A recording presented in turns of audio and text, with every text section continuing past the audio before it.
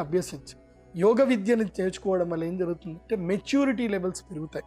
ముఖ్యంగా కర్కాటక రాశిలో జన్మించి 18 ఏళ్ల నుంచి మొదలు 38 ఏళ్ల మధ్యన ఉండేటువంటి యువతీ యువకులు తప్పకుండా యోగ విద్య నేర్చుకునే ప్రయత్నం చేయండి. కర్కాటక రాశి వారికి మీకు అష్టమ స్థానములో శని ఉన్నాడు. అష్టమ శని కలతలు కలిగిస్తాడు. మళ్ళీ పోనీ ఇంకొక 3 నెలల తర్వాత అయినా బాగుంటుందంటే లేదు, భాగ్య శని అవుతాడు. భాగ్యాన్ని కాలరాస్తాడు. ఈ విధంగా దుఃఖమే వస్తుంది తప్ప అదృష్టము రాదు. అందుకే మనం మెచ్యూరిటీ లెవెల్స్ పెంచుకోవాలి. కర్కాటక రాశి వారు తప్పకుండా యోగ విద్యను అభ్యసించండి. భగవద్గీతని రెగ్యులర్గా చదువుకోండి, పాకెట్లో పెట్టుకోండి. సో కర్కాటక రాశి వారికి ఇది ప్రతికూల కాలము. ధనపరంగా వస్తున్నాయి కానీ మానసికంగా బాగాలేదు. అందుకే మీరు తప్పకుండా ప్రతిరోజు ప్రాణాయామం 15 నిమిషాల ప్రాణాయామం చేయండి. మాతంగి మాలను ధరించండి, మేలు జరుగుతుంది.